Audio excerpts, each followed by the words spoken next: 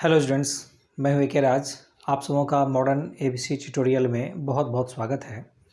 हम लोग current electricity के बारे में बात कर रहे हैं और करंट इलेक्ट्रिसिटी में क्या हम लोग बात कर चुके हैं लास्ट क्लास में। इलेक्ट्रिकल एनर्जी एंड पावर के बारे में हम लोगों ने लास्ट क्लास में बात किया था और आशा ही नहीं पूरा विश्वास है कि आपने पूरा वीडियो देखा होगा, पूरा लेक्चर देखा होगा और साथ ही साथ आप उससे रिलेटेड बहुत सारे न्यूमेरिकल्स भी बनाए होंगे। ठीक है ना। तो आज हम लोग इस लेक्चर में बात करने जा रहे हैं कम्बिनेशन ऑफ रजिस्टर्स। ठीक है ना। तो आइए हम लोग बात कर रहे हैं कम्बिनेशन ऑफ रजिस्टर्स। देखिए कम्बिनेशन ऑफ रजिस्टर्स के बारे में बात कर रहे हैं। ठीक है। तो देखिए ये ऑलरेडी आप 10th में भी पढ़े हैं और अच्छे तरीके से पढ़े हैं, जिसको हम लोग कम्बिनेशन ऑफ रजिस्टर्स बोले, ग्रुपिंग ऑफ रजिस्टर्स बोलेंगे। ठीक है ना। और काफ़ी सारा न्यूमेरिकल्स भी आपने उस पर बनाया होगा। बिल्कुल बिल्कुल वही चीज़ है, इसमें कुछ भी अलग नहीं है। हम लोग एक छोटा सा फॉर्मूला डिराइव करेंगे और उससे रिलेटेड कुछ क्वेश्चंस भी बनाएंगे। ठीक है ना। तो सबसे पहले जो हम लोग बात करेंगे वो है सीरीज कॉम्बिनेशन। तो आइए हम लोग बात करेंगे नंबर 1 में सीरीज कॉम्बिनेशन है ना। सीरीज कॉम्बिनेशन क्या है? ठीक है। तो इसको हम लोग पहले फोटो के जरिए समझ लेते हैं, फिर मैं आपको डिफाइन करके बताऊंगा। ठीक है। तो सपोज करिए कि ये देखिए, ये हो गया फर्स्ट रेजिस्टेंस, सेकेंड और ये थर्ड हो गया। ठीक है ना। सबों को हम लोगों ने सपोज करिए सोर्स से, देखिए ये कनेक्ट कर दिया, बैटरी से हम लोग कनेक्ट कर दिया। इसका टोटल वोल्ट भी है और इसका रेजिस्टेंस जो है वो R1 है, ये R2 है और ये क्या है R3 है। ठीक है। इसके क्रॉस पोटेंशियल डिफरेंस V1 है, V2 है, V3 है। क्योंकि डिफरेंट रेजिस्टर्स है तो सभी के अक्रॉस डिफरेंट पोटेंशियल डिफरेंस होगा। ठीक है ना। अगर बाय द वे सभी रेजिस्टेंस सेम होता है तो पोटेंशियल डिफरेंस भी सभी के अक्रॉस सेम ही होता है। ठीक है। और एक बड़ा इंपॉर्टेंट बात क्या है कि यहाँ से ये देखिए पॉजिटिव टर्मिनल है बैटरी का, तो यहाँ से जो करंट चलेगा तो ये करंट तो इसी होकर के ना वापस आएगा। यहाँ से देखिए ये करंट यहाँ से होते हुए, इधर से होते हुए फिर नेगेटिव टर्मिनल में इंटर करेगा और इस तरह से सर्किट पूरा होगा। करंट का फ्लो लगातार होता रहेगा, चलता रहेगा। ठीक है। तो इसमें हम लोग इक्विवेलेंट रेजिस्टेंस के बारे में बात करने वाले हैं। ठीक है ना। इक्विवेलेंट मतलब होता है समतुल्य। ठीक है। जैसे आप इसको एक एग्जाम्पल समझिए, बाय द वे कि कोई एक काम को, किसी काम को 10 बच्चे एक दिन में पूरा करते हैं और उसी काम को अगर एक आदमी एक दिन में पूरा कर लेता है, इट मीन्स एक आदमी उस 10 बच्चे के इक्विवेलेंट है ना।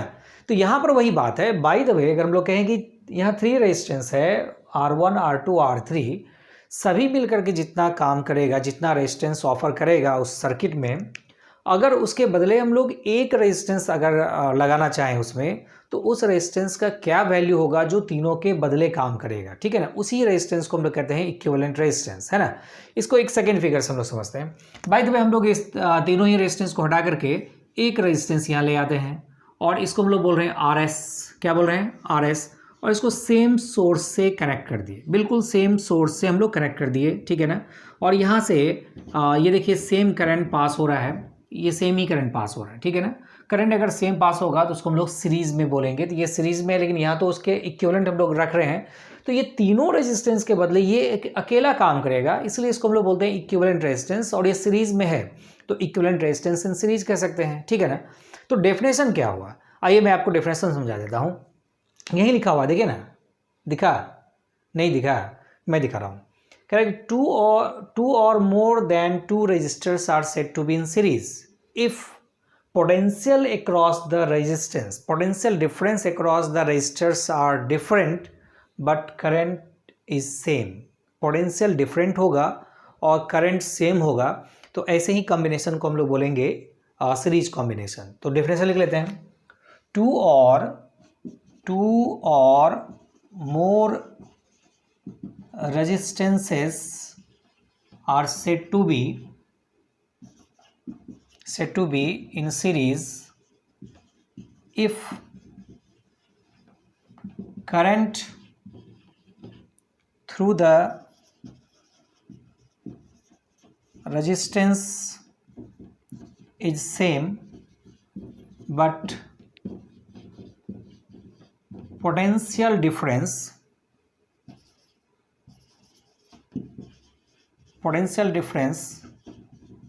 across the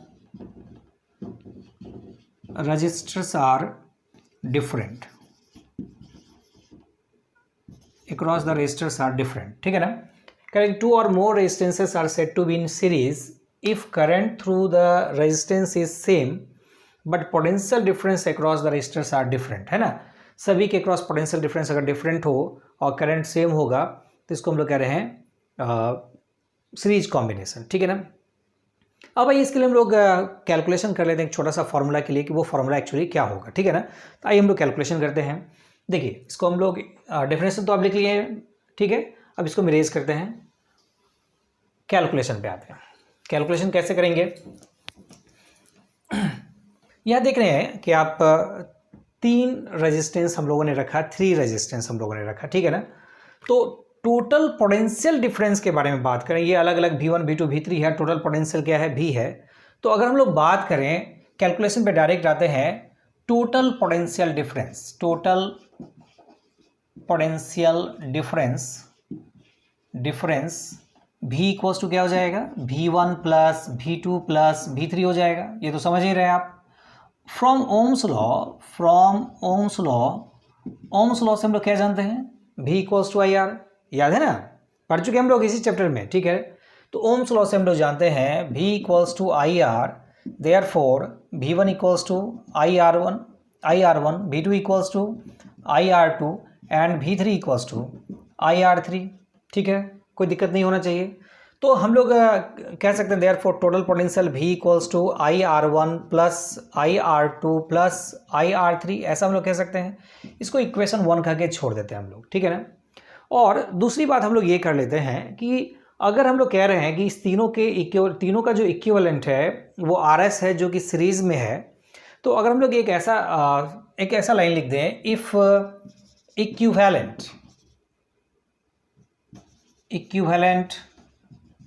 resistance is RS, है ना, equivalent resistance is RS, then V equals to क्या हो जाएगा, IRS। इसको आप इक्वेशन 2 कह लेते हैं, ठीक है ना।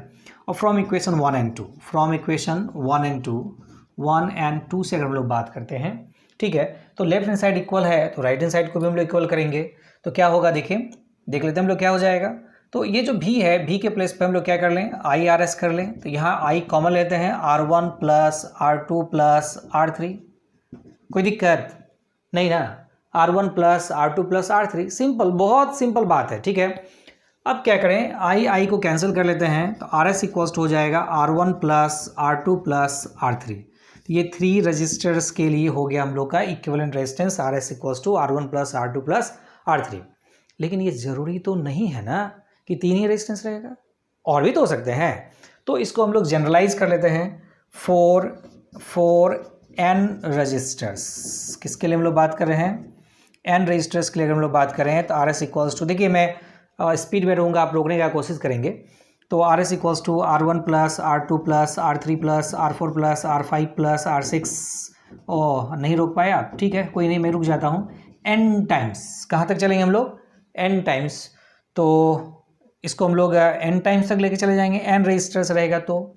लेकिन बाय द वे सभी रजिस्टर्स अगर इक्वल रहा तो 4N similar registers, 4N similar registers, अगर सभी रजिस्टर्स सिमिलर हो, ठीक है, तब क्या करेंगे, तब RS equals to R plus R plus R plus R plus R plus R plus R plus R plus R plus, नहीं रोक पाए आप हमको, मैं खुद से रुक जाता हूँ, N टाइम्स तक करेंगे, ऐसा समझ रहे हैं ना, N टाइम्स तक करेंगे RS करके, ठीक है। तो ये हम लोग का हो जाएगा RS इक्वल्स टू हो जाएगा NR, RS इक्वल्स टू क्या हो जाएगा, NR। यही हो गया हम लोग का combination of resistance in series, ठीक है, सीरीज कॉम्बिनेशन जिसको हम लोग कहते हैं। तो एक बार आप इसको नोट डाउन कर लीजिए अच्छी तरीके से, फिर हम लोग पैरेलल में आते हैं, ठीक है।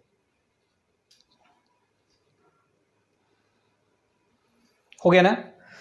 तो चलिए हम लोग बात करते हैं अब combination of resistance in parallel, ठीक है, या grouping of resistance in parallel. Otherwise हम लोग सिंपल लिख देते हैं पैरेलल कॉम्बिनेशन में हम लोग बात कर रहे हैं। पहले हम लोग सीरीज बोल रहे थे, अब हम लोग पैरेलल बोल रहे हैं। पहले हम लोग सीरीज बोल रहे थे, अब क्या बोल रहे हैं, पैरेलल बोल रहे हैं। क्या बोल रहे हैं, पैरेलल, ठीक है ना। तो हम लोग पैरेलल कॉम्बिनेशन में आ रहे हैं। तो पैरेलल कॉम्बिनेशन में क्या होगा, जरा इसको आप देखेंगे गौर से, ठीक है। उसी तरीके से हम लोग पहले फिगर बना लेते हैं और फिगर को हम लोग पहले फोकस करते हैं और फिर देखते हैं कि इसको हम लोग डिफाइन कैसे करेंगे। देखिए फिगर के अनुसार हम लोग देखिए हम लोग फर्स्ट एक रजिस्टर्स ले लिए, ठीक है ना, ये दूसरा हो गया और ये तीसरा हो गया, थर्ड हो गया, ठीक है ना, और इसको हम लोग सेल से कनेक्ट कर देते हैं। ये लीजिए ये बैटरी से हम लोग इसको हम लोगों ने कनेक्ट कर दिया है, ठीक है, ये देखिए हम लोगों ने कनेक्ट कर दिया और ये R1 हो गया, ये R2 है और ये R3 है और सबों के अक्रॉस पोटेंशियल डिफरेंस भी है, ठीक है ना, समझ रहे हैं ना। देखिए सभी के R1 R2 R3 सभी के अक्रॉस पोटेंशियल भी ही होगा, क्योंकि इसका जो एक टर्मिनल है वो एक ही बैटरी के पॉजिटिव टर्मिनल से ये तीनों जुड़ा हुआ है लेफ्ट साइड, और दूसरा जो एंड है राइट साइड उसका तीनों टर्मिनल बैटरी के नेगेटिव टर्मिनल से जुड़ा हुआ है, ठीक है। तो इस तरह के कॉम्बिनेशन को हम लोग पैरेलल कॉम्बिनेशन कहते हैं। तो इसमें जो पोटेंशियल डिफरेंस है वो सभी के क्रॉस पोटेंशियल डिफरेंस सेम है, पोटेंशियल डिफरेंस 100% सेम है सभी के क्रॉस, ठीक है ना। लेकिन जब यहाँ से करंट आई फ्लो करेगा, आई करंट फ्लो करेगा तो यहाँ पहुँचेगा और इस पॉइंट पर पहुँचने के बाद देखिए तो इसके लिए तीन रास्ता हो गया ना, कौन कौन, एक ऊपर वाला R1 से, फिर R2 से, फिर क्या R3 से। तो करंट का डिस्ट्रीब्यूशन हो जाएगा और किस बेसिस पर डिस्ट्रीब्यूशन होगा, रेजिस्टेंस क्या है, रेजिस्टेंस तो अपोज करता है ना करंट का अपोज करता है। तो क्या होगा कि यहाँ से करंट चलेगा I1 सपोज करिए, यहाँ से चलेगा I2 और यहाँ से चलेगा I3, ठीक है ना, और फिर ये सारा करंट यहाँ पे पहुँचेगा और फिर ये I बन करके वापस फिर नेगेटिव टर्मिनल में पहुँचेगा। इस तरह से करंट का फ्लो लगातार होता रहेगा सर्किट में, है ना, और ऐसे कॉम्बिनेशन को हम लोग कहते हैं पैरेलल कॉम्बिनेशन। लेकिन आप मेरे से ये पूछ सकते हैं कि करंट डिफरेंट क्यों हुआ, तो आपको पता है ना, ज़्यादा रेजिस्टेंस तो कम करंट, कम रेजिस्टेंस तो ज़्यादा करंट, ठीक है ना, यानी विरोध करने वाला कम होगा तो करंट का फ्लो ज़्यादा होगा, विरोध करने वाला ज़्यादा होगा तो करंट का फ्लो कम हो जाएगा, ठीक है। तो इस तरह से डिफरेंट करंट यहाँ पर फ्लो करेगा, ठीक है। क्या करते हैं अब हम लोग को निकालना क्या है, वही बात कि अब ये तीन मिल करके इतना काम कर रहा है, ठीक है ना। हम चाहते कि नहीं एक ही रेजिस्टेंस तीनों के बदले हम लगा करके यूज करके काम कर लें, जगह मेरे पास नहीं है, हम एक ही रेजिस्टेंस यूज करेंगे और एक ही रेजिस्टेंस को यूज करते हुए हम लोग अपना काम करना चाहते हैं। तो वो जो एक रेजिस्टेंस है वह इन तीनों रेजिस्टेंस का इक्विवेलेंट कहलाएगा। क्या कहलाएगा, इक्विवेलेंट कहलाएगा। तो आइए ना हम लोग एक और फिगर बना लें, इसको हम लोग RP कह सकते हैं, है ना, R इक्विवेलेंट है ये, इक्वी मतलब इक्विवेलेंट, R इक्विवेलेंट को हम लोग RP बोल रहे हैं और इसको हम लोग बैटरी से कनेक्ट कर दिए, ठीक है ना, और ये पॉजिटिव टर्मिनल ये नेगेटिव है और यहाँ से देखिए ये करंट फ्लो कर रहा है और ये करंट वापस आ रहा है ना। तो डेफिनेशन क्या हुआ, याद हुआ डेफिनेशन, नहीं हुआ, आइए मैं बता रहा हूँ डेफिनेशन क्या हुआ, ठीक है।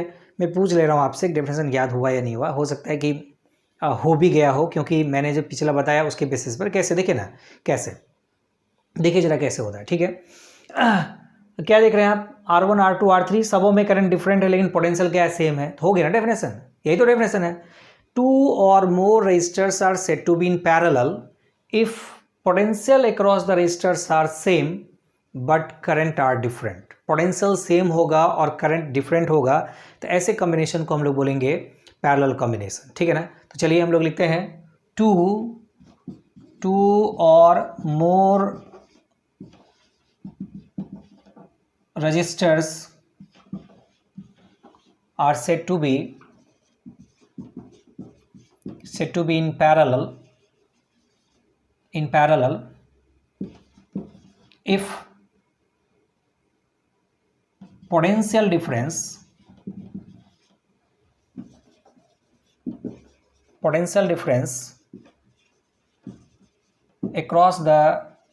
potential difference across the resistors are same but current are different। Potential difference same होगा लेकिन करंट अगर डिफरेंट होगा तो ऐसे कॉम्बिनेशन को हम लोग बोलेंगे पैरेलल कॉम्बिनेशन। एक बार मैं पढ़ के सुनाता हूँ। 2 or more resistors are said to be in parallel if potential difference across the resistors are same but current are different। सभी से करंट डिफरेंट फ्लो करेगा तो ऐसे कॉम्बिनेशन को हम लोग बोलेंगे पैरेलल कॉम्बिनेशन, ठीक है। तो आप इसको लिख लीजिए। अब हम लोग इसका कैलकुलेशन कर लेते हैं। क्या करते हैं, कैलकुलेशन कर लेते हैं, ठीक है। मैं थोड़ा सा हट जा रहा हूँ, आपको दिख जाए, है ना। अब आइए हम लोग कैलकुलेशन करते हैं, मतलब एक फॉर्मूला तैयार कर लेते हैं। तो यहाँ पर देखिए, यहाँ पर हम लोग टोटल पोटेंशियल नहीं बोलेंगे, पोटेंशियल तो सबके अक्रॉस सेम ही है, तो हम लोग को यहाँ पर बोलना होगा टोटल करंट। क्या बोलना होगा? Total current. तो टोटल करंट कितना होगा? टोटल करंट लिख रहे हैं हम लोग, total current I equals to I1 plus I2 plus I3, है ना। और हम लोग जानते हैं since I equals to V by R, I equals to क्या? R equals to V by I, तो I equals to V by R. और हम लोग इसी बेसिस पर I1 को कह सकते हैं V by R1, I2 equals to V by R2 and I3 equals to V by R3। तो देयरफॉर I इक्वल्स टू हो जाएगा V by R1 plus V by R2 plus V by R3। इसको equation 1 कह देते हैं, है ना। तो हम लोगों को निकालना है इक्विवेलेंट, तो इसका मतलब है कि हम लोग दूसरा फिगर लें। दूसरे फिगर में हम लोग बात करें कि if equivalent resistance is RP और ये पैरेलल में है ना, हम लोग ऐसा लिख देते हैं, if equivalent resistance is RP in parallel then I equals हो जाएगा V बाई RP। इसको आप इक्वेशन 2 कहिए, और from equation 1 and 2, from equation 1 and 2 से क्या करेंगे हम लोग? जब लेफ्ट हैंड साइड इक्वल है तो राइट हैंड साइड तो इक्वल होना ही है, ठीक है ना।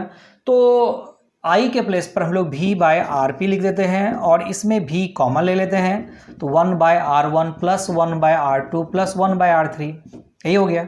V भी कैंसिल हो गया, तो 1 by RP equals to 1 by R1 plus 1 by R2 plus 1 by R3। क्या आपको आपका बचपन याद आया? बिल्कुल आया होगा ना, आप 10th में पढ़े थे इसको, 1 by RP equals to 1 by R1 plus 1 by R2 plus 1 by R3, ये तो आप पढ़े ही थे। अब क्या है, अब हम लोग को बात करना, ये तो एक 3 रेजिस्टेंस लिए, उसके लिए हम लोग ने एक फॉर्मूला स्पेशली बना लिया। 3 ही रेजिस्टेंस रहेगा क्या? ज़्यादा नहीं हो सकता है, ज़्यादा भी तो हो सकता है, 5 हो सकता है, 10 हो सकता है, 12 हो सकता है, 20 हो सकता है, 25 हो सकता है, कुछ भी हो सकता है। तो हम लोग उसको जनरलाइज करते हैं, इस फिगर को हटा लेते हैं, उसको हम लोग जनरलाइज करते हैं और कहते हैं फॉर, थोड़ा नीचे लिखें, वहाँ शायद लाइटिंग हो रहा है, फॉर n रजिस्टर्स। किसके लिए हम लोग बात करें? n रजिस्टर्स के लिए बात करें, ठीक है। तो जब हम लोग n रजिस्टर्स के लिए बात करेंगे तो 1 by R S equal, sorry RP ना, RP लिखे, हाँ, 1 by R equals to 1 by R1 plus 1 by R2 plus 1 by R3 plus 1 by R4 plus 1 by R5। इस तरह से आप तो रोकते नहीं, मुझे खुद रुक जाना चाहिए। n टाइम्स तक हम लोग ऐसा लिखेंगे, मीन्स 1 बाई RN लिख देते हैं, 1 बाई RN, ठीक है ना। चलते चलेंगे, लेकिन ये ज़रूरी नहीं है कि सभी रेजिस्टेंस अलग अलग ही होगा, सेम भी तो हो सकता है ना। तो अगर सारा रेजिस्टेंस सेम होगा तो हम लोग ऐसा लिख देते हैं ना, for n similar resistance, n similar resistance, सभी रेजिस्टेंस अगर सेम होगा तो 1 by RP equals to 1 by R plus 1 by R plus 1 by R plus 1 by R plus 1 by R plus 1 by R plus 1 by R। आप तो रोक ही नहीं रहे हैं, तो हम खुद रुक जा रहे हैं n टाइम्स तक। कहाँ तक? n टाइम्स तक, ठीक है ना। और आप एलसीएम ले लीजिए, एलसीएम लेंगे तो ये तो R हो जाएगा, 1 plus 1 plus 1 plus 1 plus 1 plus, चलता जाएगा ये n टाइम्स तक, ठीक है ना। तो क्या हो जाएगा ये 1 by RP equals to n by R, और RP जब निकालेंगे तो R बाई n, है ना। अगर सिमिलर रेजिस्टेंस रहेगा तो R बाई n करेंगे, अगर 4 सिमिलर रेजिस्टेंस रहेगा तो R बाई 4 करेंगे, अगर 10 सिमिलर रेजिस्टेंस रहेगा तो R बाई 10 करेंगे, ठीक है ना। गर्मी आज कुछ ज़्यादा ही है, नहीं काफ़ी गर्मी है, हाँ जो भी है। अब क्या है कि हम लोग एक जो फॉर्मूला अक्सर यूज़ करते हैं वो है 2 रेजिस्टेंस के लिए। 2 रेजिस्टेंस के लिए हम लोग ज़्यादा यूज़ करते हैं फॉर्मूला, तो हम लोग बात करेंगे फॉर 2 रजिस्टर्स। 2 रजिस्टर्स के लिए हम लोग बात कर रहे हैं, ठीक है ना। 2 रेजिस्टेंस के लिए बात कर रहे हैं, तो 1 by RP equals to 1 by R1 plus 1 by R2 होना चाहिए। एलसीएम लेंगे तो R1 R2 हो जाएगा और ये R2 प्लस R1 होगा, ठीक है ना। और RP equals to R1 R2 by R1 plus R2, ठीक है ना। आपको आपका बचपन याद आ गया होगा, क्योंकि आप ये तो पढ़े हैं क्लास 10th में और मज़े से पढ़े हैं, क्योंकि बड़ा आसान सा टॉपिक है ये, है ना। तो आपने देखा सीरीज कॉम्बिनेशन और क्या पैरेलल कॉम्बिनेशन, ठीक है। तो आज हम लोग इतना ही रखते हैं, गर्मी भी बहुत ज़्यादा है। इसके जस्ट अगले लेक्चर में हम लोग मिक्स्ड ग्रुपिंग ऑफ रेजिस्टेंस के बारे में बात करेंगे। मिक्स्ड है ना, मिक्स में क्या देखेंगे, सीरीज भी होगा, पैरेलल भी होगा। तो उसमें कोई डेफिनेशन नहीं है, उसमें कोई थ्योरी नहीं है, उसमें कोई फॉर्मूला नहीं है। उसमें हम लोगों को ये जानना है कि कैसे हम लोग सीरीज और पैरेलल में जो रेजिस्टर्स होगा उसका हम लोग काम कैसे करेंगे और कैसे निकालेंगे इक्विवेलेंट रेजिस्टेंस। ठीक है ना। तो आशा करता हूँ कि आपको सारी बातें अच्छी तरीके से समझ में आ गई होगी और आप ये भी सोच रहे होंगे कि वीडियो इतना लेट क्यों आ रहा है। तो एक छोटी सी बात है, मैं आपको बता ही देना चाह रहा हूँ, आप तक शायद मेरी बातें पहुँच जाए तो ज़्यादा अच्छा है। हम लोग कई सालों से पानी टंकी चौक पर माधव निकेतन में क्लासेस ले रहे थे, ABC ग्रुप ऑफ इंस्टीट्यूट्स वहीं पर है ना। लेकिन लॉकडाउन में एक ऐसी घटना घटी कि हम लोगों को वहाँ से क्लास को छोड़ करके हटना पड़ रहा है और अब हम लोग दुर्गा स्थान चौक TVS शोरूम के सामने इनकम टैक्स ऑफिस के ऊपर अपना क्लास इस्टेब्लिश कर रहे हैं।